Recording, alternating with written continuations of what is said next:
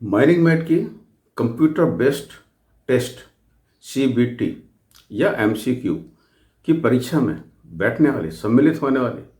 सभी विद्यार्थी इस वीडियो को बहुत ध्यान से देखें, समझें। इसका एक एक पॉइंट से प्रश्न बनने वाले हैं, इसलिए इसका फंडामेंटल समझ लें कि माइनिंग मेट कब, कहाँ, कैसे, किस यंत्र से निरीक्षण और परीक्षण अलग अलग करेगा, रिपोर्ट कहाँ पे लिखेगा, कब लिखेगा, क्या क्या लिखेगा, किसको चार्ज देगा, वगैरह वगैरह। आइए शुरू करते हैं mining classroom with Tulsidas Vishwakarma में आज का video. Metalliferous mines regulation 116 examination by mining mate. इसका पहला पॉइंट, प्रत्येक खान चाहे वह अंडरग्राउंड हो या ओपन कास्ट हो, उसके ट्रेलविंग रोड, सॉफ्ट लैंडिंग जहाँ पे पिंजरा रुकता है वहाँ पर काम होता हो, जहाँ पर काम होता हो, या आदमी वहाँ से गुजरते हों या रुकते हों, ऐसे सारे स्थान माइनिंग मेट या किसी अन्य कॉम्पिटेंट पर्सन या सक्षम व्यक्ति के नियंत्रण में या कंट्रोल में रखे। माइनिंग मेट या अन्य कोई कॉम्पिटेंट पर्सन उसको दिया जाने वाला डिस्ट्रिक्ट या माइन का कोई हिस्सा इतना बड़ा भी ना हो तथा उसे उसके रेगुलेशन में उसे बताए गए काम के अलावा और भी काम ना दिया जाए, जिससे उसे रेगुलेशन में बताए गए कर्तव्य पालन करने में असुविधा हो या दिक्कत हो। अगर इस बारे में कोई विवाद या शक हो तो उसके निवारण के लिए चीफ इंस्पेक्टर ऑफ माइंस के पास भेजा जा सकता है। वे इस विवाद का निपटारा करेंगे।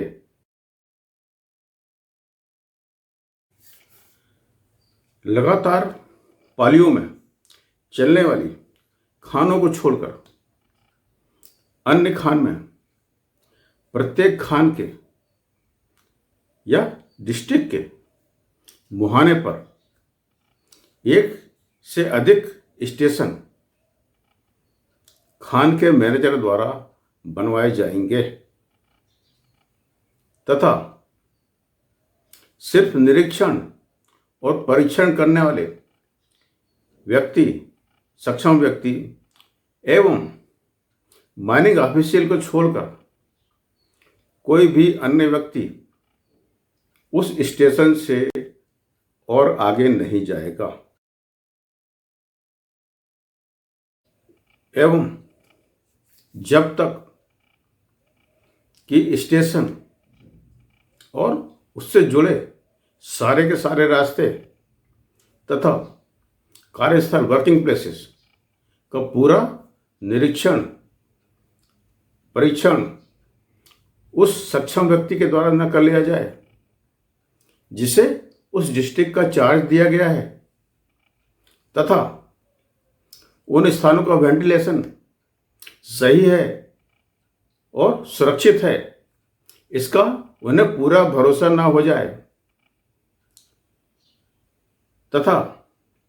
ऐसे सारे स्टेशन इतने बड़े साइज के होंगे कि एक पाली के सभी कामगार अच्छे से उसमें समा सकें और उस स्टेशन के ऊपर अच्छे से पढ़ने योग्य भाषा में शब्दों में स्टेशन लिखा होगा।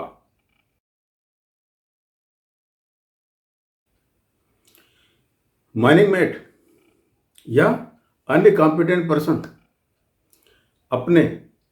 आवश्यक सहायकों के साथ पाली शुरू होने के 2 घंटे के भीतर काम शुरू होने के पहले उन्हें सौंपे गए डिस्ट्रिक्ट का प्रत्येक स्थान, चाहे वह ट्रेपिंग रोड हो या कोई अन्य रोड हो, या जहाँ से आदमियों को गुजरना होता हो या ठहरना होता हो, ऐसे सारे स्थान, वर्किंग प्लेसेस, रोडवेज, चाहे वह वहाँ पर अस्थायी रूप से काम क्यों ना बंद हो, ऐसे सारे स्थानों पर वेंटिलेशन, सैनिटेशन, प्रेजेंस ऑफ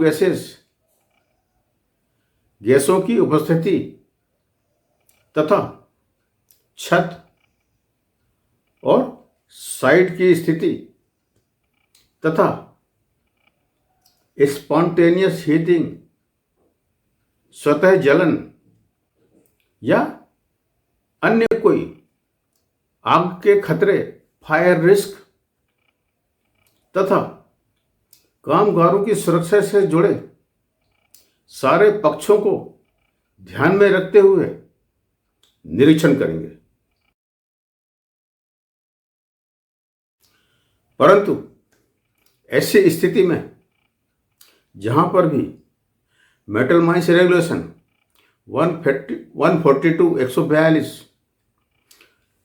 उस माइन या उसके किसी हिस्से में लागू होता है, वहां पर ऐसे सारे निरीक्षण मान्यता प्राप्त फ्लेम सेफ्टी लैंप के द्वारा ही किए जाएंगे तथा ऐसी खान या उसके किसी हिस्से में जहां पर मेटल माइंस रेगुलेशन 123 का एक उपभाग 1 लागू होता है, वहां पर ऐसे सारे निरीक्षण परीक्षण पिंजड़े में रखी हुई उपयुक्त चिड़िया के द्वारा या अन्य कोई डीजीएमएस अनुमोदित, डीजीएमएस अप्रूव्ड उपकरण जिससे कार्बन मोनोऑक्साइड का परीक्षण किया जाता हो, ऐसे यंत्र के द्वारा ही किया जाएगा तथा ऐसे सारे परीक्षण प्रत्येक 4-4 घंटे में